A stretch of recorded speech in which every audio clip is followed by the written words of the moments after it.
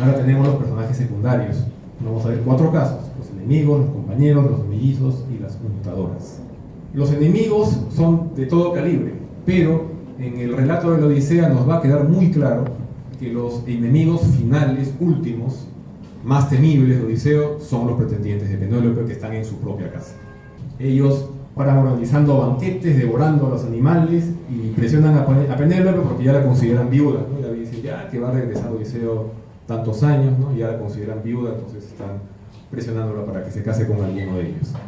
Jesús también tiene varios enemigos, pero queda muy claro en el texto de Marcos que su oposición más férrea está en la clase sacerdotal, ¿no? Lo puede llamar fariseos, escribas, maestros de la ley, sacerdotes, pero Jesús habla muy duramente de ellos y están conspirando para matar a Jesús constantemente. Pero en el capítulo 12 hay algo muy curioso que dice Marcos de ellos, ¿no? Cuídense de los escribas, dice, que gustan de pasearse con relevantes túnicas, de ser saludados en las plazas y de ocupar los primeros asientos en las sinagogas y los primeros puestos en los banquetes, mientras devoran las casas de las viudas. Esa es una afirmación que no tiene mucho que ver con unas características de la clase religiosa. ¿Qué tiene que hacer? Devorarse las casas de las viudas allí. Podemos entender que si por este paralelismo intertextual los enemigos de Jesús son los pretendientes de Odiseo, entonces la nesterofonía, que es la matanza de los pretendientes, es la limpieza del templo que hace Jesús. De hecho, hay varios paralelos. Bueno, veamos el resumen de los enemigos. Los pretendientes de Penélope usurpan y dilapidan la hacienda de Odiseo y conspiran contra él. En el caso de Jesús, los fariseos, los escribas y maestros de la ley son codiciosos e hipócritas y conspiran contra Jesús. El héroe llega para ajustar cuentas. Odiseo llega a casa desde la cabaña del cuidador de chanchos Eumeo. Jesús llega al templo, su casa, desde la casa de Simón el leproso en Betania. Los dos héroes llegan desde un lugar pequeño y muy humilde. El protagonista los condena duramente. ¿Y qué dice Homero cuando ya revela su identidad antes de empezar la matanza de los pretendientes? Perros viles que ya se figuraban que yo nunca había de volver y por eso estaban devorando mi casa. ¿Qué les dice Jesús a los vendedores del templo? No está escrito: mi casa será casa de oración para todas las gentes, pero ustedes la han convertido en cueva de ladrones. Y esta es una frase muy particular. ¿Estaban robando acaso? El sistema de sacrificios requería que peregrinaran de todas partes al templo de Jerusalén en la Pascua. Como obviamente no podían llevar sus animales sacrificados, pues se descomponían en el camino, tenían que comprarlos ahí. Y como venían de tantas partes, obvio que tenían que haber cambistas, ¿no? Cada uno pagaba en su moneda, entonces tenía que haber quien les cambiara y que vendiera también los animales para que se los sacrificaran en el templo. No estaban robándole a nadie, era un servicio de lo más elemental. En verdad, esa caracterización es bastante equivocada de parte del Jesús evangélico, pero es necesaria a la luz del paralelismo literario, ¿no? Los enemigos le temen, ¿no? En ambos casos hay frases claras y hay hechos violentos. Sillas, mesas, vasijas y comida salen volando durante la matanza. De hecho, los pretendientes voltean las mesas para usarlas como escudo y Jesús voltea todas las mesas de los vendedores, y lo dice textualmente. Luego tenemos los compañeros. Marcos, como ya había mencionado, realmente los describe en términos bastante negativos. Ellos eran pescadores, pero les da miedo. Suban al agua, viene el viento y ya están pidiendo ayuda.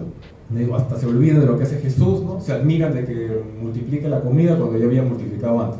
Es algo muy, muy particular, ¿no? Discuten, su segundo al mando lo va a negar a Jesús, uno de ellos lo va a traicionar y cuando lo arrestan los demás salen corriendo y lo dejan solo. Entonces, de hecho, como comentaba, los otros evangelistas tratan de mejorar la reputación quitando alguno de esos elementos. Y también ocurre lo mismo con Odiseo. En el canto 1 ya dice Homero: trató, ¿no? Mucho mal les pasó para tratar de salvar la vida de sus hombres, pero a estos no pudo salvarlos con todo su empeño, que en las propias locuras hallaron la muerte, insensatos. Entonces ya desde el primer canto ya nos está definiendo Homero que también son unos brutos los acompañantes de Odiseo. Y en ambos casos vemos que los presenta en buenos términos y gradualmente nos va dando muestras de la insensatez de cada uno. Y algo interesante es que Simón Pedro, el principal discípulo, cumple las funciones de Euríloco, que es el segundo al mando de Odiseo. Y lo vemos acá. Euríloco, según Homero, se le considera al principio igual a los dioses o magnánimo. Es más, es el único que sospecha el engaño de Circe. Mientras que Pedro deja todo para seguir a Jesús, es el primero que se da cuenta de la identidad de Jesús.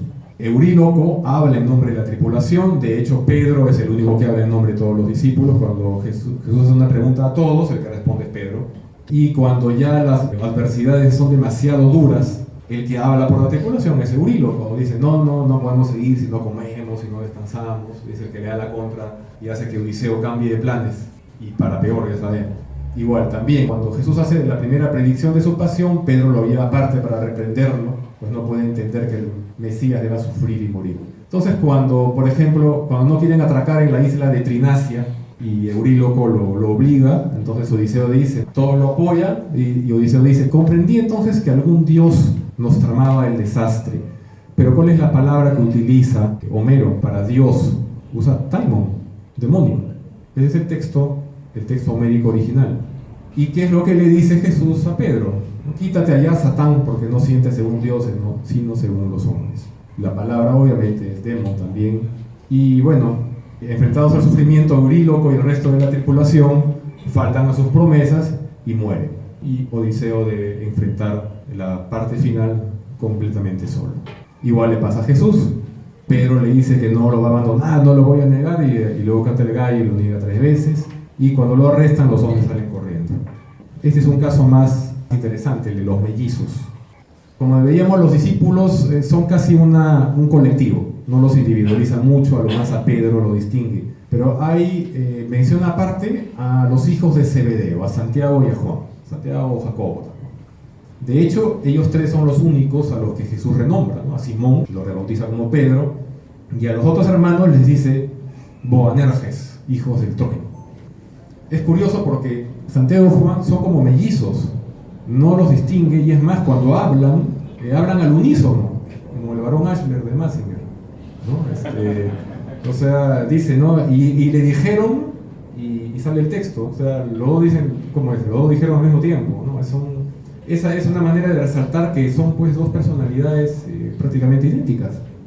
Marcos es quien les da más protagonismo. Y lo que ocurre es que Santiago y Juan son los dioscuros cristianizados. Los dioscuros son Cástor y Polideuces. Y sus referencias se encuentran no exactamente en la Odisea, sino en los himnos homéricos, recopilados por Hesíodo. Se atribuyen a Homero porque están compuestos en hexámetros dactílicos igual que la Ilíada y la Odisea, pero hoy día se considera que el autor no es Homero exactamente, ¿no? Pero se ajustan al estilo. Bueno, se supone que Cástor y Polideuces nacen de Leda, ¿no? Leda era la esposa del rey Tíndaro de Lacedemonia, y Zeus pues la seduce convirtiéndose en un cisne y llega volando. Leda da a luz 4 huevos. De estos 4 huevos salieron 2 hombres y 2 mujeres, y tenían pues doble paternidad. Hay mucha variación entre las leyendas, pero se supone de alguna manera que Cástor y Clitemnestra eran hijos de Tíndaro, mientras Polideuces y Helena de Troya eran hijos de Zeus. Eso va a ser bastante importante en otras atribuciones.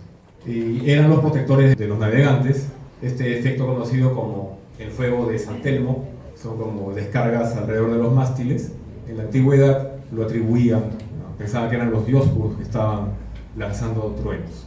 En los himnos homéricos, el himno 33 establecen lo principal del culto de los dioscuros. Entonces, esto es lo importante. Los Boanerges, este capítulo 3, cuando Jesús está armando su equipo y llamando a la gente, entonces dicen, y llama a Santiago, el de Zebedeo, y a Juan, hermano de Santiago, a quienes dio el nombre de Boanerges, esto es, hijos del trueno. Pero Zeus es el dios del trueno. Y por lo tanto, los dioscuros, que son los hijos de Zeus, son los hijos del trueno. Si los Boanerges son la cristianización de los dioscuros, entonces mantienen esos atributos. Cástor era hijo de Tíndaro, por eso era mortal, muere en una pelea. Polideuces era hijo de Zeus, por lo tanto era inmortal.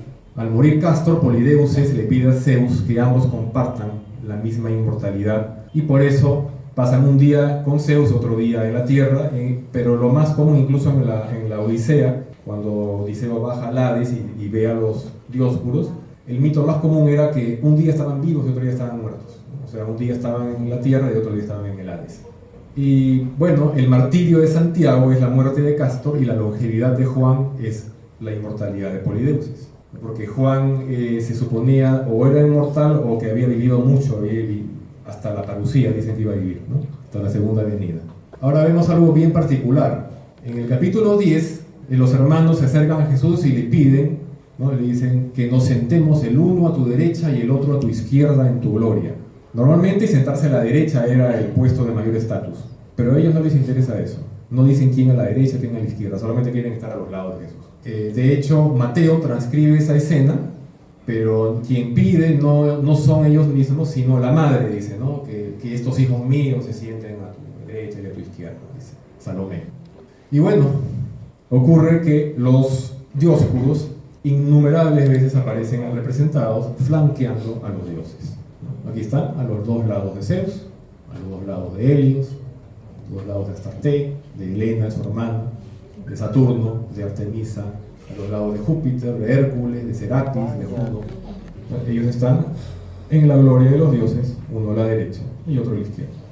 Y bueno, como parte de lo que resalta la característica totalmente literaria del Evangelio de Marcos, tenemos el recurso a la técnica de la predestinación. Simón le dice, no voy a negarlo, no te voy a abandonar, lo niega, y cuando Jesús está cargando la cruz aparece otro Simón, pero Simón de Cirene, quien carga la cruz de Jesús, no su principal discípulo, sino un X, un desconocido. Igual, los hijos de Zebedeo corren con los demás discípulos después del arresto, y quienes reemplazan en la gloria de la crucifixión a Jesús a su derecha y a su izquierda no son ellos sino unos dos ladrones. Lucas es curioso porque elimina esta escena de la petición de los hermanos, elimina el que le pidan sentarse a la derecha y a la izquierda, pero en el capítulo 9, los versículos del 51 al 56, cuando no los quieren recibir en una ciudad en Samaria, ellos le dicen, le dijeron a Santiago y Juan, Señor, ¿quieres que digamos que baje fuego del cielo que los consuma? Y esa es una atribución de los hijos del trueno. Pero, ¿por qué está ahí? Porque Cástor y Polideuces eran conocidos como saqueadores y destructores de ciudades. Entonces, cuando Jesús los reprende, en varios casos, incluso los romanos, cuando vencían en una batalla, decían que Cástor y Pollux, porque lo llamaban en latín, habían peleado junto a sus tropas. El caso de la batalla del lago Regilo. Y lo que hace Jesús es reprenderlos, pero no porque estén presumiendo, ¿no? Que vienes, tú vas a hacer bajar, bueno, él sabe que lo pueden hacer, pero lo que quiere es mostrar que sus enseñanzas son superiores. Cástor y Polideuces arrasaban ciudades sin asco. Jesús les dice no. Bueno, ese es el resumen de los mellizos. Cástor y Polideuces son hijos de Tíndaro, también conocidos como dioscuros, hijos de Zeus, y eran argonautas. Santiago y Juan, los hijos de Zebedeo, eran también conocidos como Boanerges, hijos del trueno, y eran pescadores. Cástor y Polideuces, Cástor tuvo una muerte violenta, Santiago también tuvo una muerte violenta, Polideuces era inmortal, Juan, había leyendas que decían que viviría hasta la parucía. Polideuces le pidió a Zeus que él y su hermano compartieran la misma inmortalidad y Zeus aceptó. Santiago y Juan le pidieron a Jesús sentarse a su derecha y a su izquierda en su gloria, Jesús no aceptó. Cástor y Polideuces eran conocidos como temibles devastadores de ciudades, pero según Lucas, Jesús impidió que Santiago y Juan devastaran una ciudad de Samaria. Las untadoras. Esta es también otra clave, intertextual. Este episodio de la mujer que se acerca a donde Jesús en Betania con un frasquito de alabastro, con un aceite muy caro de nardo. Entonces la reprueban, dicen por qué esto lo pueden vender muy caro y reparten el dinero entre los pobres. Jesús le dice, ha hecho una buena acción, a mí no me van a tener siempre con ustedes. Y dice algo, en verdad os digo, donde quiera que se predique el Evangelio, en todo el mundo se hablará de lo que ésta ha hecho para memoria de ella. No nos dice ni su nombre, nos dice que va a ser muy famosa, que todo el mundo se va a acordar de ella. Lo curioso es que en este versículo 9, Marcos ya nos dijo el nombre de ella. Y ya se imaginarán de dónde sale ese nombre. Sale de la Niptra, que es el episodio del lavado de pies que hace la criada Euriclea a Odiseo, todavía disfrazado como mendigo. La Niptra. Penélope le ordena a la anciana que lave los pies, pero resulta que Euriclea significa gloria ampliamente extendida. Eso es lo que significa el nombre de Euriclea. Marcos no tiene necesidad de escribir ese nombre de nuevo. Está escribiendo lo que el nombre significa. Y de hecho, esta es una escena importante porque debido a la cicatriz que tiene Odiseo en la pierna, Euriclea lo reconoce y se da cuenta de que es Odiseo, a quien conoce desde que era un recién nacido, suelta la pierna de Odiseo que hace que la tina se caiga y se derrame el agua.